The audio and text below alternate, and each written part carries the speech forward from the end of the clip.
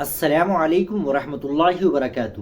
ناظرین کرام، ایک بڑی اہم خبر مولانا سجاد نعمانی کی جانب سے آ رہی ہے، اور انہوں نے ہندوستان کے تمام مسلمانوں کو اور بالخصوص علماء اور ائمہ کو مخاطب کر کے ایک بڑی بات کہی اور بڑی درخواست کی ہے۔ ناظرین کرام، مسلم رہنما مولانا خلیل الرحمن سجاد نعمانی نے یوم جمہوریہ کے موقع پر کہا کہ ہمارے بزرگوں نے بڑی جد و جہد کے بعد آئین بنایا تھا، ہم اس آئین کو بچائیں گے۔ انہوں نے کہا، یہ ہمارا مذہبی اور انسانی فریضہ بھی ہے، ہم اس میں بہتری لانے کی ہر ممکنہ کوشش کریں گے۔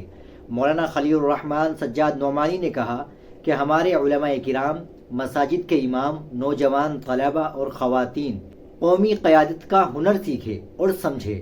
انہوں نے کہا کہ آج کے حالات میں اپنے ملک کو فرقہ پرست طاقتوں اور معاشرے کو انتشار پھیلانے والے عناصر سے کیسے بچایا جائے، ہندوستانی آئین کی بنیادی روح پر ملک کا ہر طبقہ کیسے عمل کرے، یہ ہم سب کی ذمہ داری ہے۔